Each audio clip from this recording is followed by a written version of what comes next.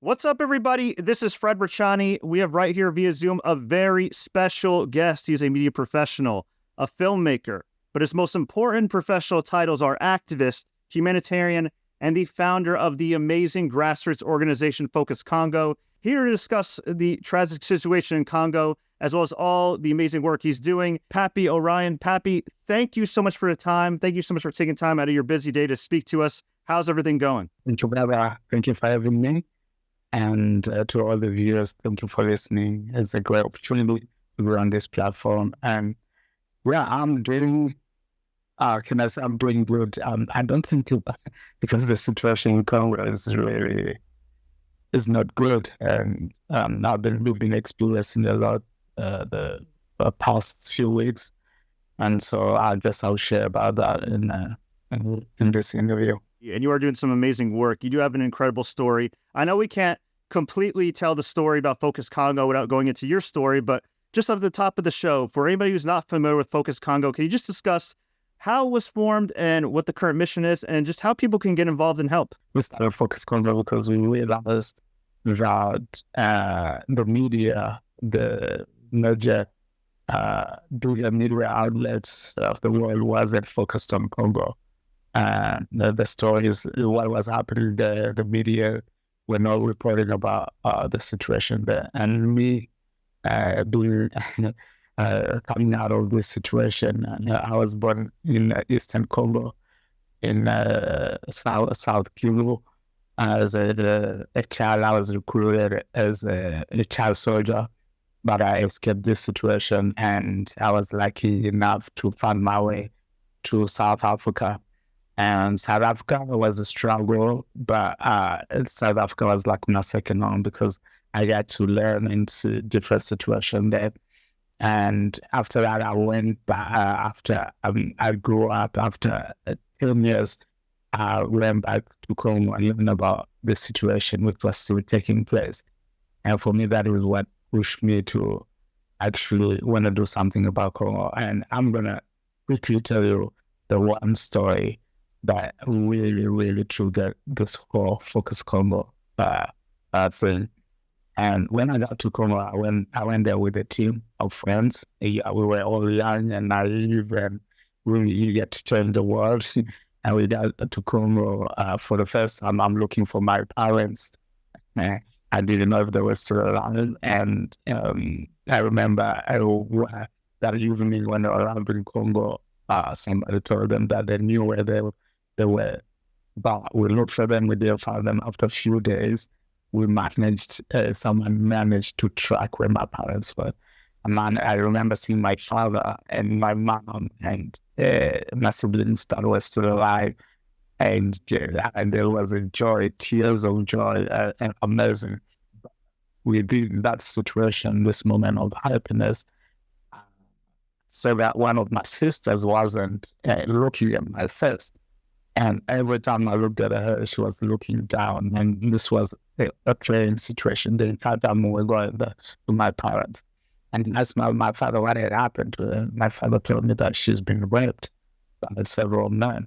And then I was like, man, she's crazy. What can I do about it? And at this time, I had run the idea of being a child soldier out of me. But then it started coming back again because of this. And I remember the day I decided that I wanted to go to join the army in order to catch the people that have done this to my sister. And this was the only time that my sister looked into my eyes and said, brother, keep on loving. And this triggered me big time. And I was like, keep on loving. She had every reason to hurt, but she chose to love. And I didn't know what this love meant. But within that, I looked at myself and I was looking at different situations, and all these children that have joined the army, that was the only option they had. They had nothing other. And I looked at the root cause of the problem, and I was like, this is what she meant. These people also, they didn't know what they were doing. They were about her, and they were put into the situation. They were forced to be put into the situation.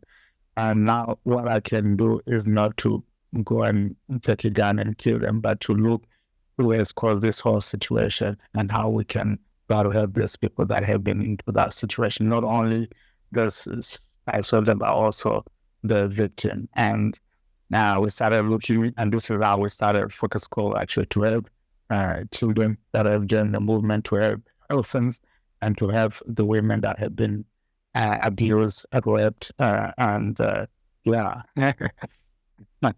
So Focus Congo was birthed, and we started helping the people. We started orphanages for children that have lost a parent during the war. And this was 13 years ago, by the way, when we started. I was really, and really wanted to help my country, and through the encouragement of my sister, pushed me to do this. And so through all the tragedies that have happened in Congo, we have been present there. In 2013, when the M23, the same movement, which is bringing trouble today in Congo, when we were there on the ground with the team, helping the people, helping the children that have lost their parents, and helping give food for the displaced. And a stream of event has taken place until now, where we had a volcano eruption. We had that one was also very terrible because it covered the entire city, and we were there to help the people until the situation which we are living now. The new flesh war by the M23, supported by the government of Rwanda and Uganda.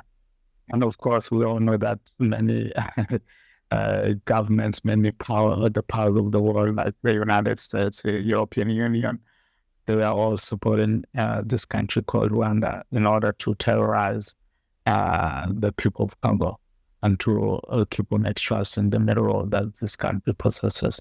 Wow, I mean, God bless your sister and the amazing work that you're all doing and everything. And yeah, you did mention it, right? It's important that we contextualize everything you're doing, is because there has been, decades of war and sexual violence and genocide, and much of it from Western countries who are pillaging Congo for its rich resources and everything. So I would imagine when you started Focus Congo, your heart's in the right place. You want to do what you got to do. You want to help your people, but it's easier said than done, especially when, as you mentioned, there are so many powerful Western nations, such as the United States, that have their hands in Congo. So what challenges have you faced day to day, and how have you been able to kind of overcome them and circumvent all the different interference to help your people directly?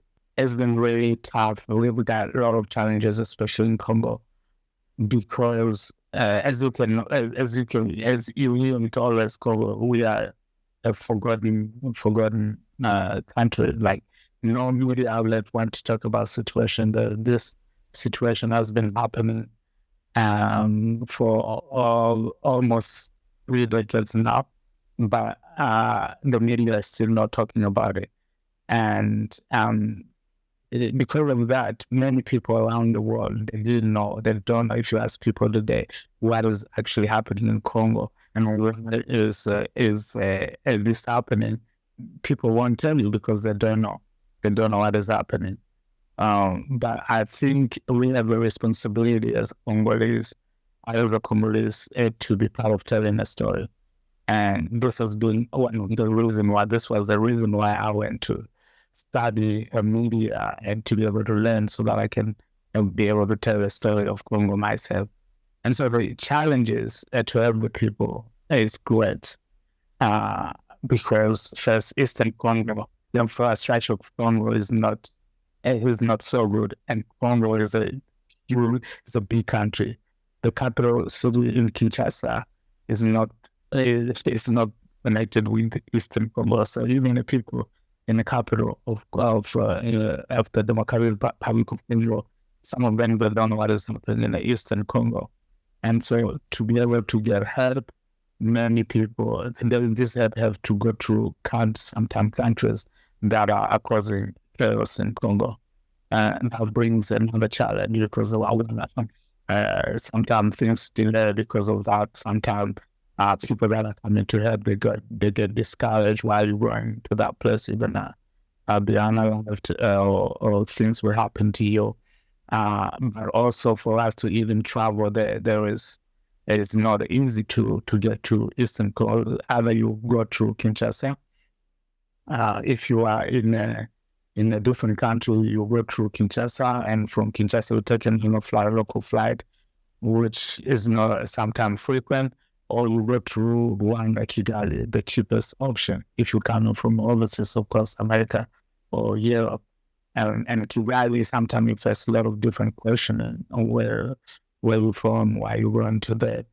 And so it was just been tough for people coming, and me who was always traveling, going to different countries, is a big challenge. And I have decided personally, due to my belief system and what I believe I shouldn't be supporting such a country which is terrorizing us, I decided not to ever fly through Rwanda, through Kigali. So I've been just planning more with Ethiopia to get directly to Congo. The other challenges is that because not many people know about the situation in Congo, so we're not getting much help in Eastern Congo. Right now, we have around 8 million internally displaced people, and in Goma alone, I think there's about 5 million of those people in 50 different camps. Yeah. The one camp where we have our village, Focus Congo village, I think there's about 1 million people right now. And we're not even serving, I think, 1% of that. So you'll see the challenge. These people, there are not many organizations working on the ground, international organization as well. And if they are there, they're not really doing as much as they could be doing. I don't know if it's because of lack of funds. Then it's just many organizations that negligent the situation of Congo. Unfortunately, how it is, the kind of stuff that bring the people, sometimes the foods people don't want to eat their food, sometimes they give them stomach pain. So we will have a lot of children dying because of hunger in the displaced camp. And you have children dying because of lack of shelter, and children because of healthcare. So those are the true issues that we're facing in the displacement camp. We, as an organization, have tried to provide emergency shelters for the displaced, but it's not enough for the people in the camp. We don't have the resources to be able to provide millions of shelters. So with the little resources we do what we can in order to help those in dire need. The food is also a big challenge right now. Because the food is just not getting to the people. So you have a lot of people, especially little girls, going to the bush to look for wood. And when they go to this forest, many of them are raped. We have had in the last month, I think we have about 50 cases of rape. And among those rape girls, we have like 13 years old. We have 12 years old. This is a pandemic which is really occurring on a daily basis in this displacement camp because there's no safety there. People were packed from their homes and they're packed into these camps without security, without proper arrangement. And it's just catastrophic. I think it's a humanitarian emergency. And catastrophe is going to occur if the world don't act on what is happening right now in the Eastern Congo, specifically in Goma. The other problem is, of course, healthcare. We have around our nurse who's working on the ground, and we see every day around 300 people. They have problem with rash on the skin. Some of them have been to other clinics that belong to bigger organizations, but they have given wrong medicines.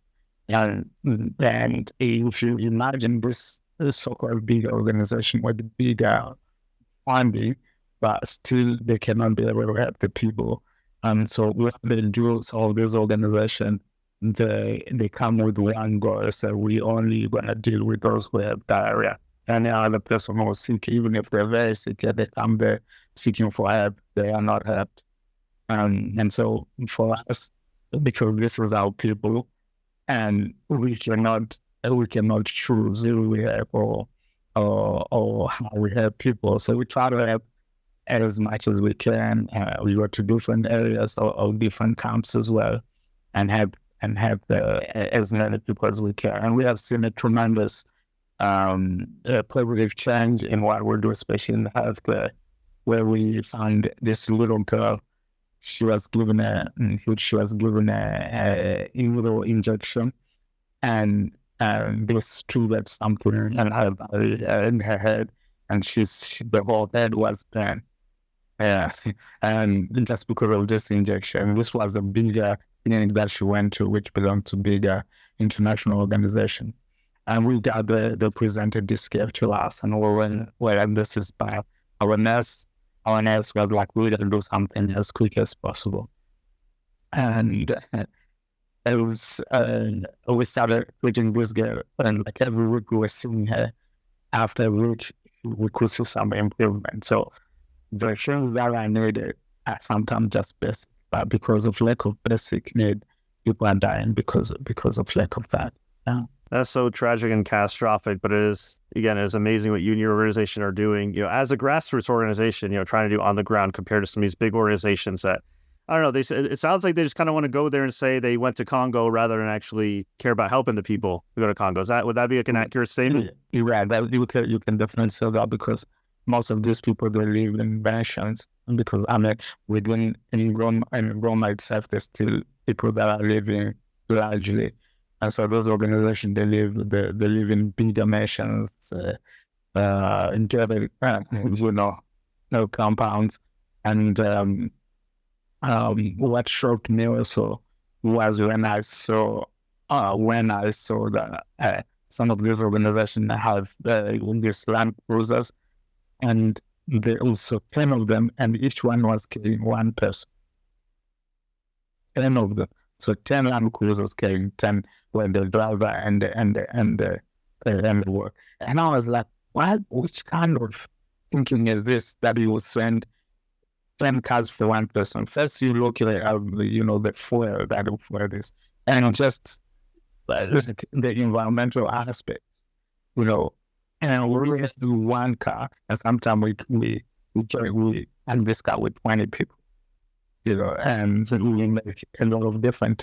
This is not like I'm jealous or something, but sometimes people have to think about how they use the resources that they're given to help people. And then we know if you were to this country to say that I'm this big organization, I'm representing this organization, I'm receiving a lot of donations from people, but all you do is going around with land cruisers and staying in a bigger measure, and kilometers from where you're staying, there are children dying of hunger, there are children dying because of lack of proper healthcare, children dying because they don't have shelter.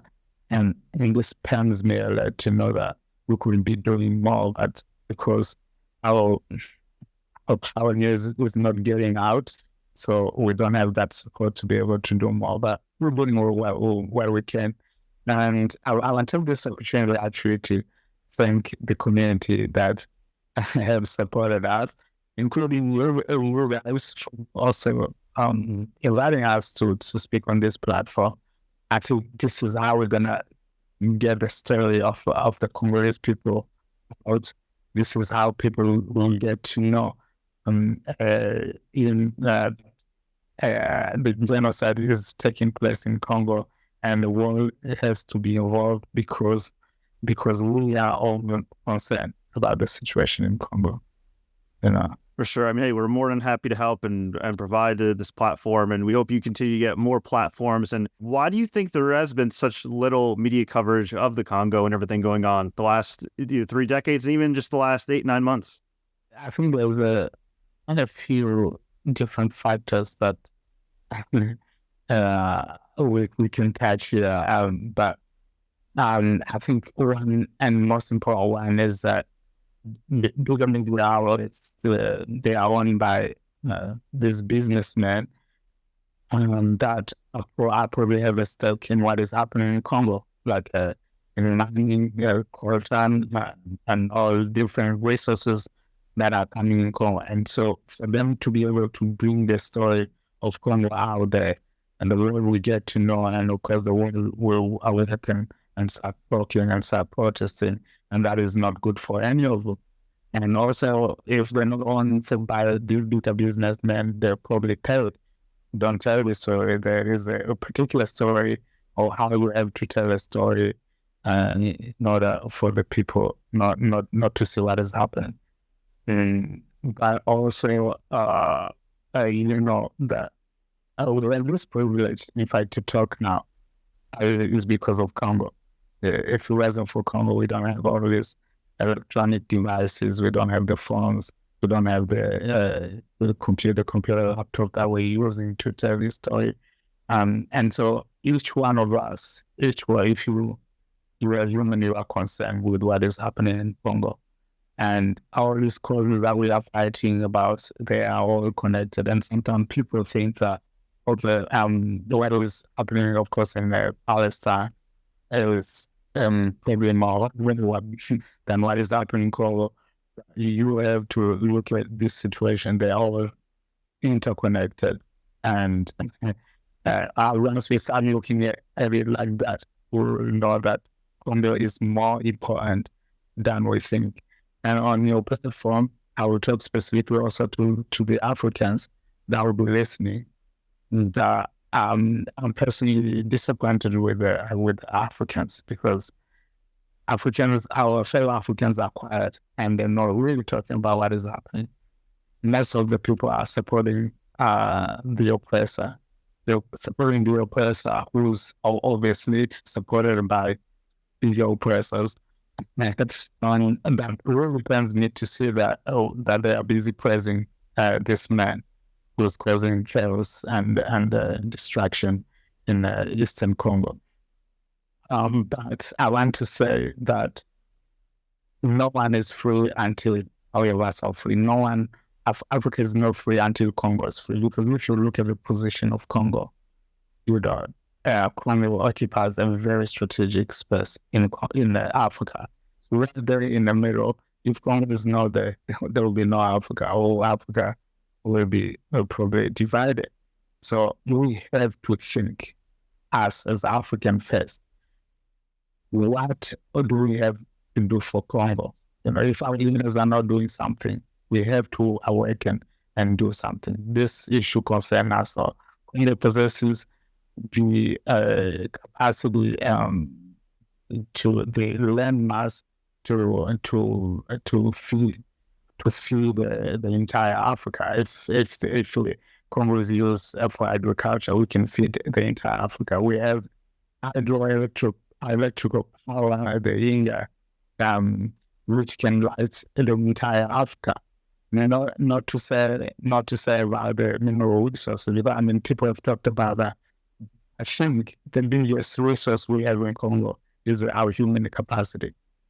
70% of the Congolese population is under the age of 30. And as the rest of the world look at us as a case, we look at us as a great asset and work labor. So if we support Congo, we'll see a booming and everything in Africa. And to the rest of the world, I would like to say, I'm not even asking this question, but I have to say, I would have to say, if you care for human rights, you get clear about what is happening in Congo, because there is abuse human rights in Congo right now. 2 weeks ago, I remember working up my team, and we were about to go to a specific place in a displacement camp, and before one of the members of my team called me, and they just bombed the place that we're supposed to be, and because of just a small delay, our lives were spared. And so this is a bombing that happened around 2 or 3 weeks ago. So we were there. I was supposed to be at the exact spot to do some medical medical help for the people. How many people that now they're saying 35 people, but we think there are more people that died there that morning. 25 of those people that died are children, because their parents were out already looking for. And then this has happened just 2 weeks ago. Imagine how many news out there, how many news did you hear this story? I remember being there, still seeing the of these children, looking at the faces of the children that were still alive there. And this really, I was in tears. I stood there and I wanted to tell a story, but I couldn't tell a story. And for me, it's just a question. This is happening. It can happen at any given time. They can send a bomb anywhere at any given time. And the problem is the world is not talking about. And that is my question. What has Congo done to the world that the world doesn't care about Congo? I think there's definitely, in terms of lack of media coverage until recently, definitely a real racial component as well, unfortunately. In order to care about the world and acknowledge what's going on, you have to acknowledge what is going on in Congo, because it's all connected at the end of the day, right? Absolutely. Well, I think you just mentioned one really important factor in this whole situation is that the racial factor is because, I mean, we as Africans, let's say Black people, because on the continent there's also some light-skinned people. So Black people, most we consider we are meant to suffer. For some people, we are meant to suffer. Unfortunately, even some activists are still looking at it like that, and you can see it on social media even, and you will look at people and they don't care so much about what is happening, because we're meant to suffer. It's happening. If the more you are light skin, the more privilege you get, and the more darker skin, you are less suffer. You can suffer like that. And I think it is a very sad aspect that is happening like that. But I want to tell the listeners that we have to remember that we are all the same. We have the same blood. We have blood, we have the skin, and we are human. And there is abuse against humanity. Humanity is being extinguished in Congo. People, they want to wipe their whole Eastern Congo out so that they can take it away from us. Now, guess what? The young people in Congo are determined. During this protest 2 weeks ago again, we were commemorating and being in solidarity with those who lost their lives during the bombing in Mugunga displacement camp. And I saw young people were angry. Young people were angry not only with the international community, but also with the government, with the Congolese government, which is and not really doing anything. We are such a big country, and if we had a great government, it should have done also something towards protecting his own citizens. But they are busy. What they do after they came, they're taking selfies with the dead bodies, and it's really sad because even the Congolese government itself doesn't care. And so that's why people are taking advantage. Our neighbors are taking advantage of us because they see we have a very weak government. During when the displacement camp was bombed, our president was in Paris talking to the French president, and he was all good. He condemned. He said, "Yeah, it's not good. The one this government should take his soldier out of Congo." And then a week after, the French government signs a deal with the Rwandese army, with stronger ties, and they were helping and do like what, So I'm looking at our government. I'm like, what did you go there for? Yeah. There's so many governments that'll say one thing, but their actions tell another story. And I just want to also shout out to with the mission with Focus Congo. You're not just a humanitarian, you're also a filmmaker. You've also worked in media. And I think you guys walk a very fine line between having people bear witness to the atrocities that are going on, because there's not a lot of media coverage and people shouldn't be able to look away. But at the same time, also maintaining the dignity of your people too, because I think that's what's been happening with these genocides is there's a lot of awful things online and that we see and that we have to bear witness to. But at the same time, people have to remember these people are human beings and we have to showcase the culture and the joy as well. Absolutely. And for me, when I started my media journey of showing Congo, for example, was to really start showing the beauty, like the hopeful part of Congo. I started a page called Kitoko, which is Lingala for this beauty, the human treasure of Congo. And I was traveling around Congo sometime 2 weeks on the back from motorbike, discovering a new Congo which I haven't seen. And it was such amazing to see that Congo offering the most beautiful country on earth. The diversity in the different places that you go, but also when you meet people, like we were not Congo origin, we were not aggressive people or violent people. You know, as the rest of the world look at us, all this fighting that is happening is not by Congolese. We are given weapons for different people that want to extract minerals. They give weapons to our people and fight your brother. And so, but this is not what originally the Congolese people want. And so our story was to tell hope, because if we as Congolese, we are only showing what is going wrong, the future of Congo will only be looking at that. So we want to also show hope. This resources that we have, we want to show to the younger generation in a positive light. This belongs to you, you know, and you could use it to better our country as a collective. You can use this land, the volcano belongs to the national parks. It belongs to all of us as Congolese, and that's what we want to achieve. But as a fresh water salad, we wanted to shift a little bit our attention to this and more focus on that. But at the same time, as we cover what is happening in this times of war, we want to also keep the dignity of our people. We have been having people asking us online, why are you not showing us the dead bodies? And I'm like, okay. So we are not really there to point everything that is happening elsewhere. We have a way that we want to tell a story. And if you don't believe us, or if you don't believe that what is happening, what we're reporting is true, that's fine. We have people like you that believe in us and that see the stories and the way we are reporting them.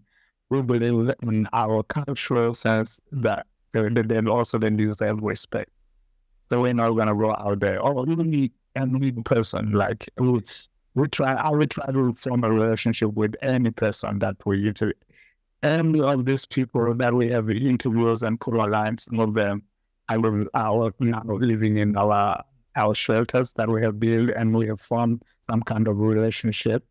And the other stories that we repeat, when we report on, we end up forming some kind of relationship with those people, because we are not just there to point the camera in front of someone first and we told the story. No, so as Congolese, as African, we want to keep our culture, we want to report, to keep the dignity of our people, and if people listen to us, well, yeah, they will listen.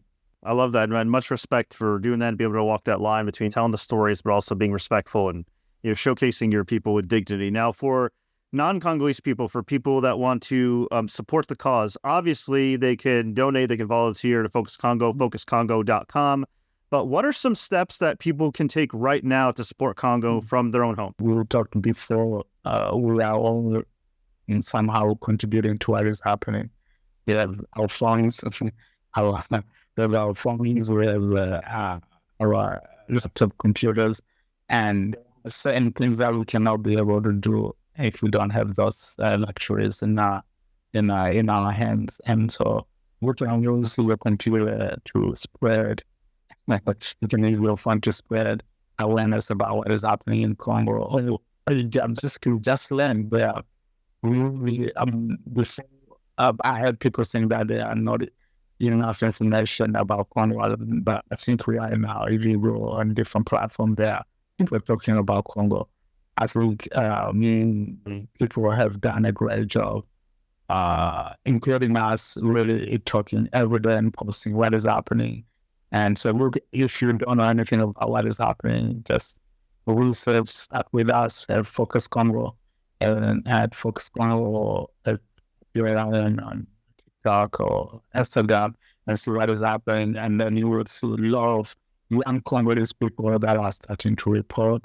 The only problem is like there are a lot of people reporting in French, and I think that is where the barrier is. But now we have many people that are now talking about it, people that are in America or elsewhere talking about the situation in Congo. So learn about what is happening in Congo. The war in Congo is the deadliest war since the World War II. It's taken the lives of more than 7 million people as a result of the war. As we even speak now, every minute, every man is raped in Congo. And so if you, what I want to say, if you care for human rights, you care about what is happening in Congo. If you have a sister, you got to care about what is happening in Congo, because every minute a woman is raped in Congo. If you have, of course, laptop and electronic automobile, electric car, you got to care about what is happening in Congo, because all these companies are flocking into Congo to extract the minerals, and most of these minerals are not coming out of Congo in a good way. They're children in the mining side, working in this mining side, forced labor, women that are abused every day in this mining side. So you gotta care about what is happening in Congo right now.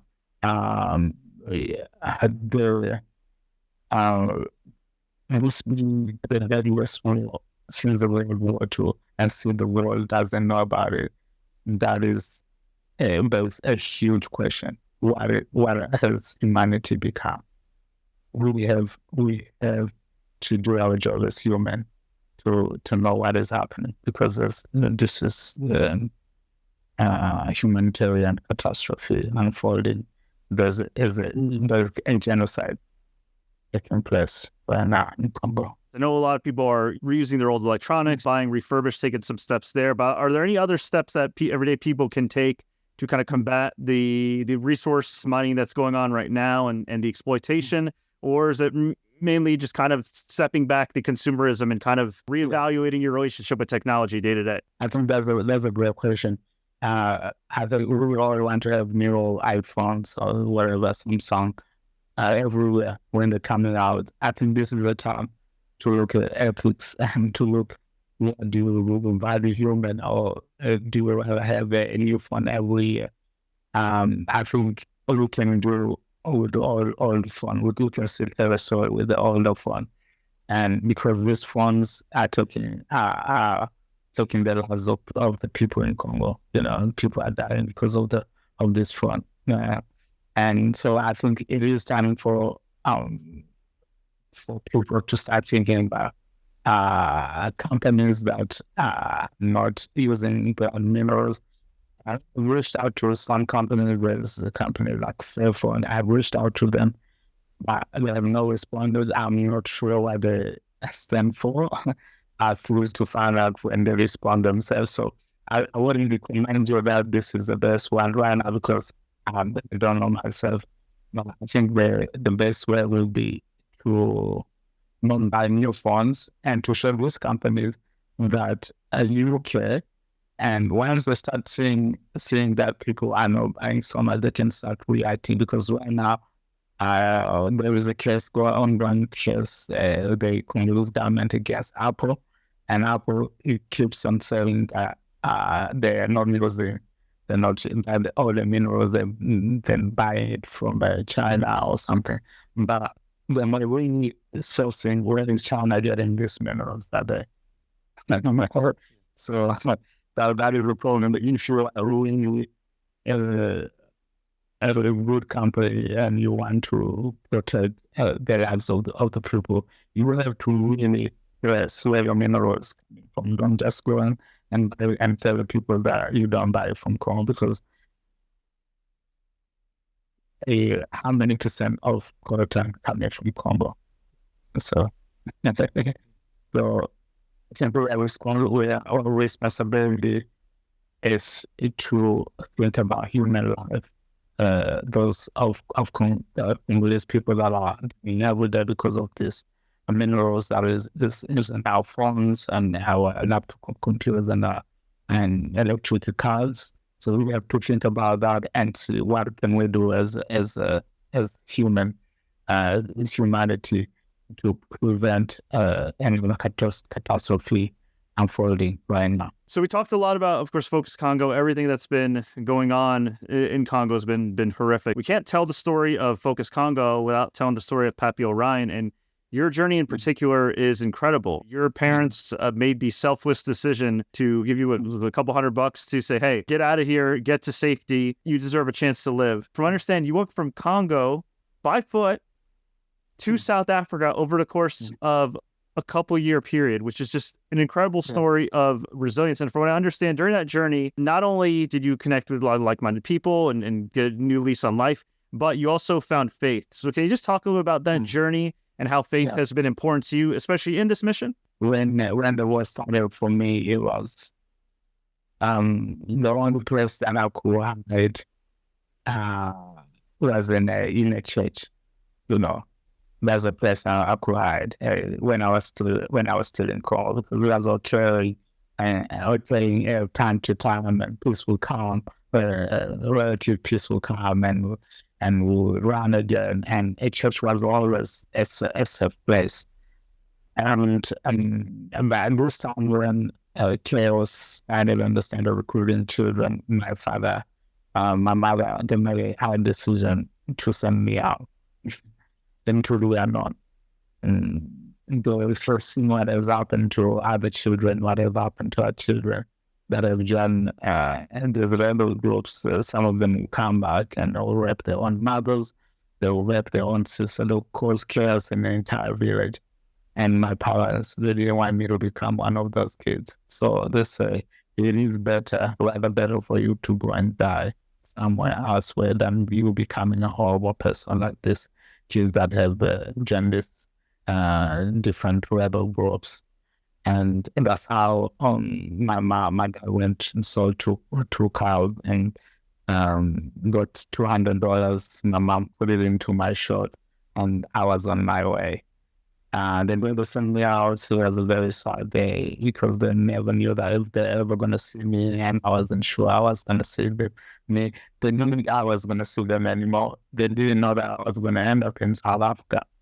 But for me, and every obstacle that I went through, and every place that I went, there were people that are called angels, like people that were in the form of angel that helped me to go to the next stage or get me food when I didn't have. And the first one was on the way to escape. I found two other kids that were also escaping like me. And together we became like family. When we fell down or got sick, we were up to each other and gave us a sense of family. And when we were traveling and sometimes in a very dangerous situation, this is when I felt like I want to keep going.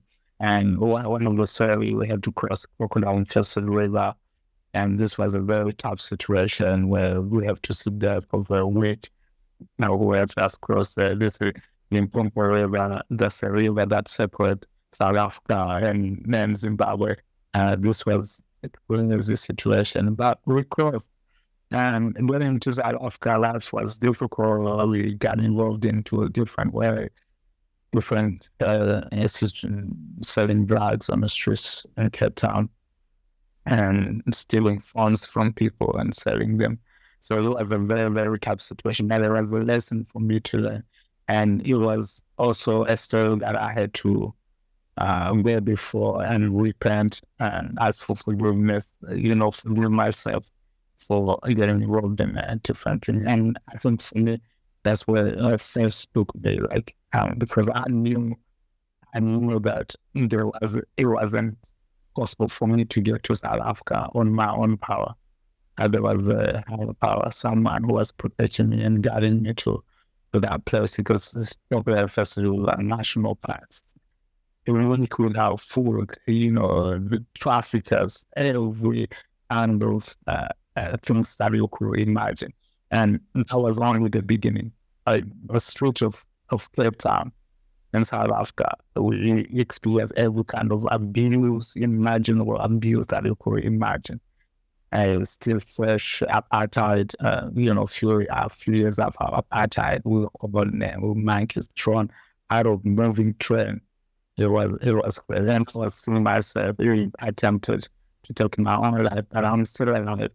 And I always really thank God for keeping me alive and bringing me back to Congo he taught me a lesson so that I can go back to Congo and bring this positive spirit to my people back in Congo. So for me, life was important because in a time of desperation, people took me off the streets and took me to a place where they looked at me and looked beyond my dirtiness, looked beyond the dangerous kid that I was, and loved me unconditionally as their own. And this were a Christian people, and I know within the Christian faith there are different people. And so people always, sometimes on their social media, say, "Oh, so we are Christian, we can have a where's our own," because really God has taken me from ashes to where I am today.